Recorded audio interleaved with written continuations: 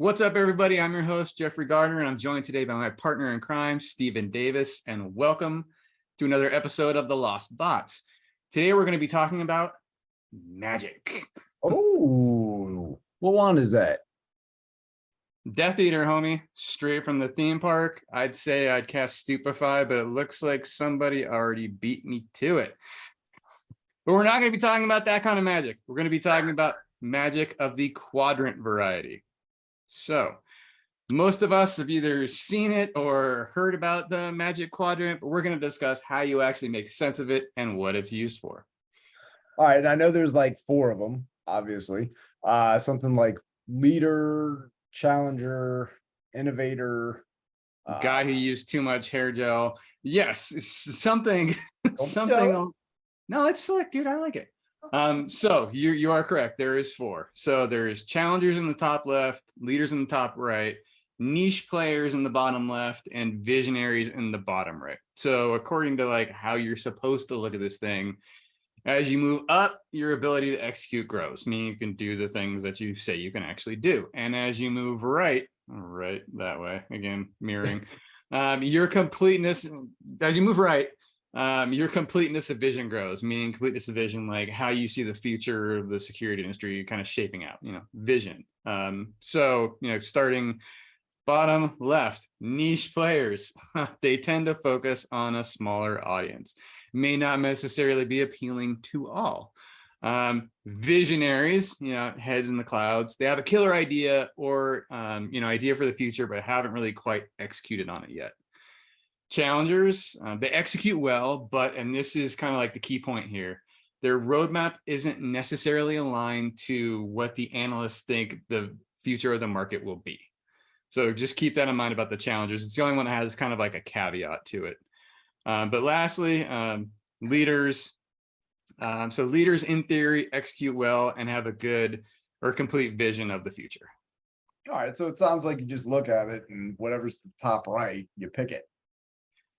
Yeah, no, I mean, if we did that, we'd kind of end up here. It's a pretty common misconception about it. Even the authors of the quadrant say, keep in mind, focusing just on the leaders quadrant isn't always the best course of action. So moving from theory to reality. So the reality is that most C-levels that I've interacted with view the MQ as a way to reduce risk. They think these companies are a safe bet. They're not fly by night.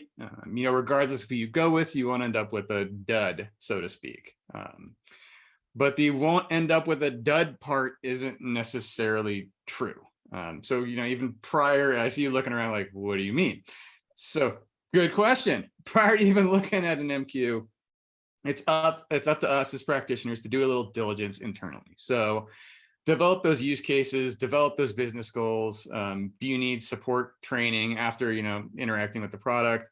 What kind of maintenance upkeep can you handle internally? Who's going to be handling that maintenance and upkeep is another big one, because if you don't have control over your own virtual environment and you're relying on IT, then IT is going to have to be in charge of the servers, patching, all that. So just all those things to keep in mind. When you've got all that done, then start looking in the MQ, read about the vendors, what they do, how they do it, so you can go into those conversations with an informed point of view. And most importantly, goals and outcomes that they need to meet. So the kind of the key point in that giant rant of rants is, those of us on the vendor side, vendors in general, we're supposed to be here to deliver an outcome that you want, not to necessarily tell you what the outcome should be.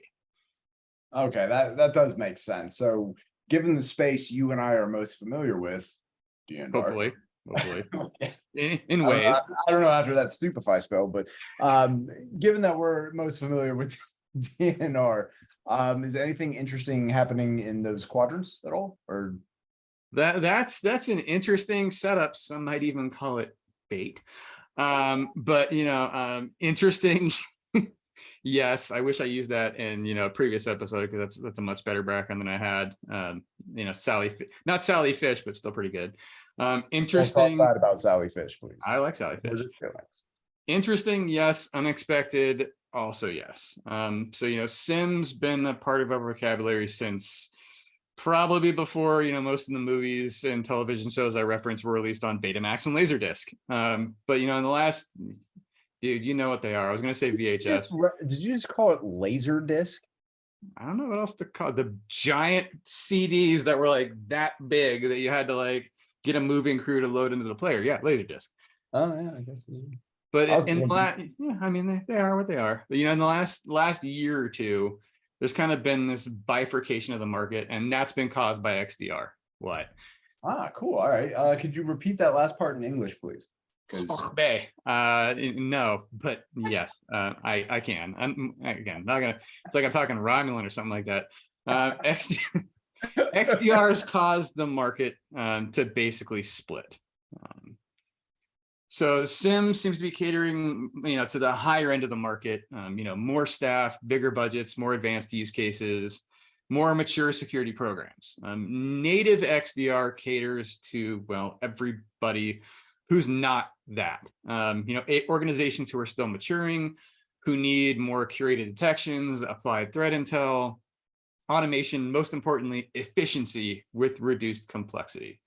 Because we already deal with enough nonsense. So that deals with both operationally, meaning it shouldn't be hard to use, should be easy to pick up, but also the deployment, configuration, maintenance, all those things that we kind of talked about earlier when we were kind of like being like, why you shouldn't just, throw up the flag in the right quadrant and be like, boom, done.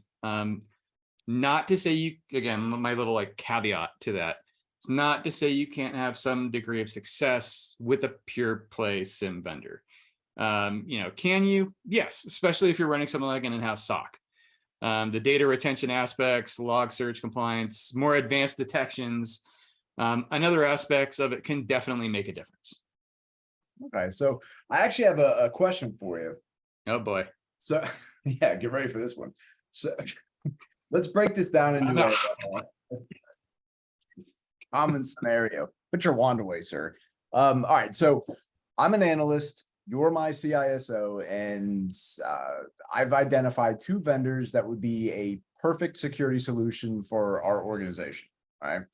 They meet or exceed our requirements. Vendor A is in the upper right portion of the quadrant, and vendor B is still in that right portion, but more centralized, right? More the challengers section.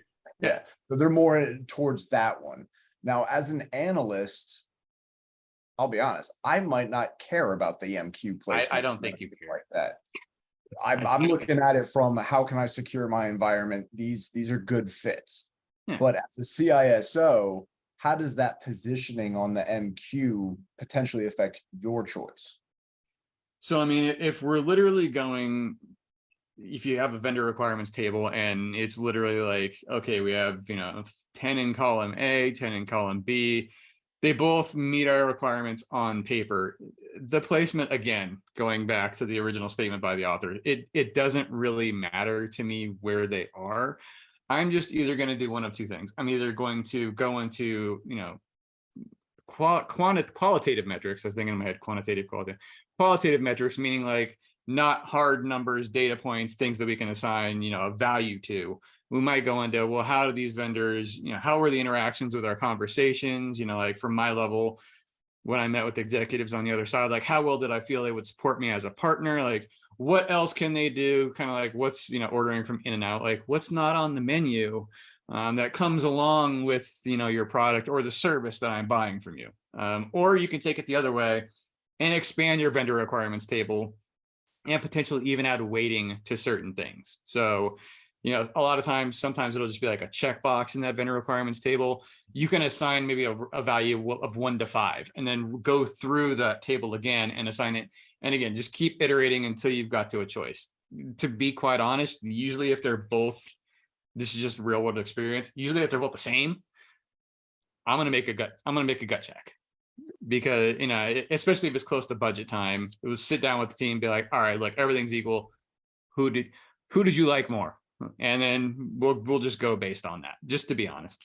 Oh, no, that makes sense. So it's sounding more of like it's just guidelines instead of actual like have to pick that, right? So Like guidelines, really. Yeah. More than actual rules. Yeah. No, But- exactly. Okay, I mean, all right, so that makes sense. So basically, to kind of summarize this, Mhm. the MQ is not a pick me because I'm in the upper right quadrant, regardless of any other factors. It's more of a use me to help make a final choice for a vendor after I've already identified a few that meet or exceed my organization's security requirements. Yeah, I don't have to crucio you after this or stupefy you even further. So you are correct. You have one, sir. Yeah, if you go through the exercise of developing your use cases, your maintenance requirements, all that jazz. Um, jazz hands, jazz hands and spirit. I get spirit fingers and jazz has confused. I've been out of boot for far too long, and so yeah, whatever. If you've done all that jazz, it'll naturally lead you to either one of the two quadrants, SIM or XDR. More than likely XDR. I've been surprised before, daily if you ask my spouse. I could be surprised again, but really it's all about developing these use cases, business goals, maintenance requirements, and finding the vendor. Again, this is just a takeaway, like finding the vendor that will meet your outcomes, because far too often, again, just my experience, we go into this with problems or just a single very narrow defined vision of like, okay, I'm going to use it to solve X. And then at the end of the year, we try and justify our ROI and go, I really can't do it. If you look at it with completeness of vision, to crib some language from the authors, and you develop all the things we talked about, you can have an informed conversation and you'll end up picking a vendor that actually meets your needs. Again, last caveat, it might not actually be anyone in the MQ. I've had some really weird, outcomes that I wanted to achieve because I'm very big into deception, some other areas, offensive security, specifically like breach and attack stuff. There were vendors in the MQ that didn't actually meet any of my needs. And I ended up going with either an open source solution or something else. So it's a starting point, and it's a great starting point, but it's not the be all end all, is what I'm trying to say. So we hope you enjoyed this episode, laughed, learned, shook your head at my dumb jokes. Hope you enjoyed the Gartner MQ, and look forward to seeing you Oh, next time. Ah, I see what you did there. I like it. That's All so. right, take care, everybody. All right, everyone.